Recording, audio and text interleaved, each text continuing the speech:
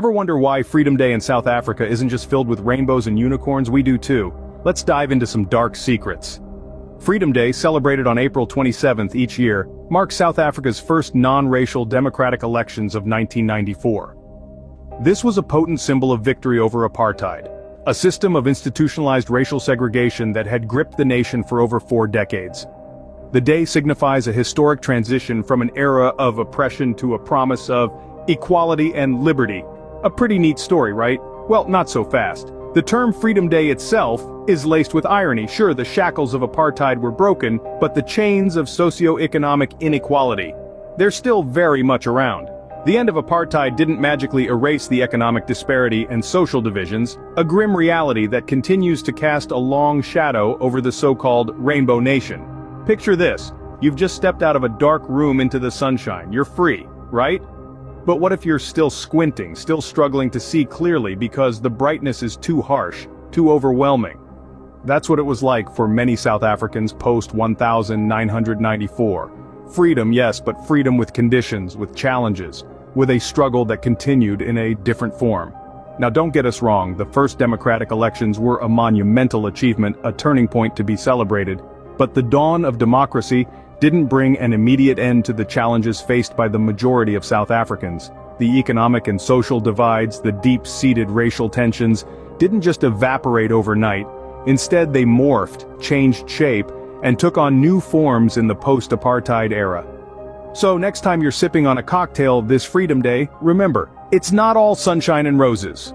The legacy of apartheid continues to influence the socio-economic landscape of South Africa, a bitter truth that adds a somber note to the Freedom Day celebrations. But remember, acknowledging the darkness of the past is the first step to building a brighter future.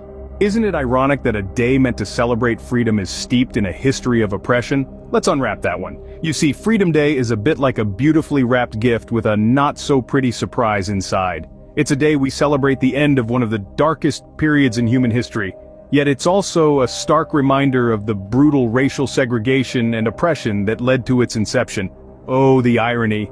Imagine throwing a party to celebrate the end of a nightmare. That's Freedom Day for you. It's like a toast to the end of a horror movie, only this one was real and lasted far too long. It's a day that says, hey, remember that time we were horribly oppressed? Yeah, let's have a party about it. So, when you're popping that champagne, maybe remember the bitter taste of irony. Sure, Nelson Mandela is a big deal, but what about the unsung heroes of the struggle? Let's give them a moment of silence. Or not.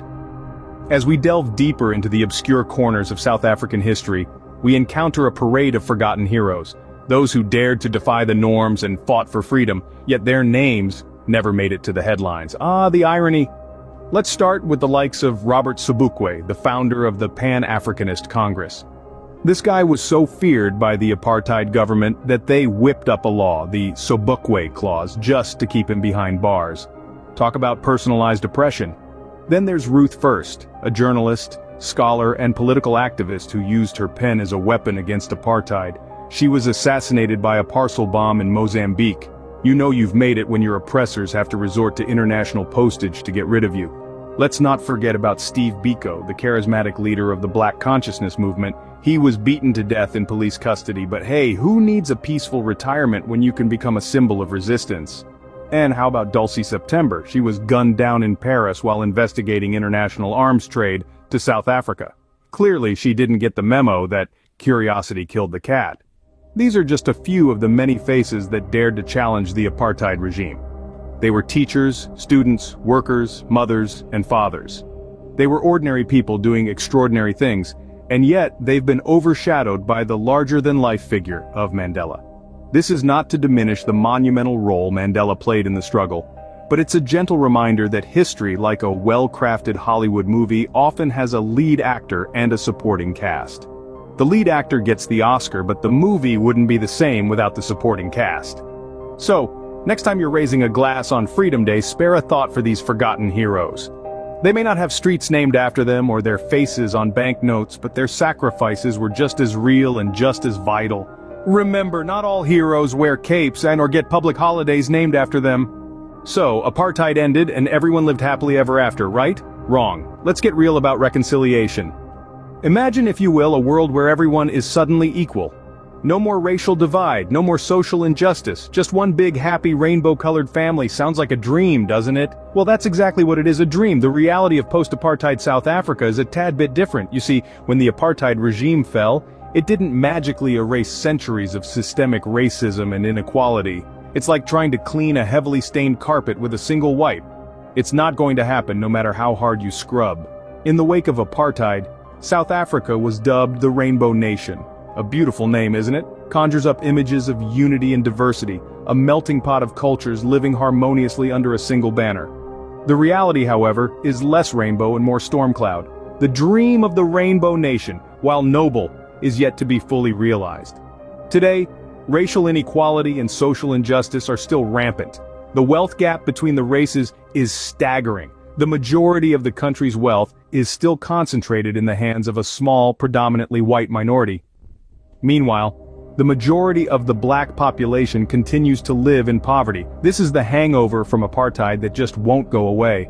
And then there's the social injustice. We're talking about everything from police brutality to housing discrimination. It's like apartheid left a gift that keeps on giving. But instead of a box of chocolates, it's a box of social issues that South Africa is still trying to unpack. Reconciliation? It's an ongoing process, like trying to piece together a 1,000-piece jigsaw puzzle. It's going to take time, patience, and a whole lot of effort. But the first step is acknowledging that the puzzle is incomplete. So, as you enjoy your Freedom Day braai, maybe spare a thought for the unfinished business of reconciliation. So what's next for Freedom Day? A national bake-off? Or maybe a reality TV show? Let's speculate. Now imagine the future of Freedom Day, where we honor the struggle for liberation by seeing who can bake the best freedom cake. A vanilla sponge layered with the colors of the South African flag, perhaps? Or maybe a Rainbow Nation fruitcake, each slice a testament to unity and diversity. But let's not forget, it's not just about the taste. Presentation matters too. So don't be surprised if your cake is judged by how well it resembles Table Mountain or the smiling face of Nelson Mandela. And speaking of reality TV, why stop at baking? We could have Freedom Day's Got Talent, where citizens perform acts symbolizing their personal freedom. It could range from a heartfelt rendition of Nkosi Sikelel' iAfrika to an interpretive dance depicting the end of apartheid. Oh, and let's not forget the voting, where the audience gets to exercise their hard-won democratic rights, one text message at a time. But wait, there's more. How about a Freedom Day app? You know, for those of us who can't be bothered with the real world. Just swipe right if you like the idea of freedom, swipe left if you don't. And for every swipe right, a virtual dove is released into the cyber sky. Yes, these ideas may seem a bit over the top, but isn't that the trend these days? We take profound, meaningful events and turn them into shallow consumable products. We've turned everything else into a spectacle. Why should Freedom Day be any different? In all seriousness though, Freedom Day is about more than just a day off work. It's about remembering the past, acknowledging the present, and looking forward to a future where freedom is more than just a word. It's about celebrating the strides we've made, while acknowledging the work that still needs to be done. So whether it's a bake-off or a reality show, remember Freedom Day is more than just a day off work. Now that we've spilled the beans on Freedom Day, are you ready to celebrate? Or maybe just curl up in a ball of existential dread?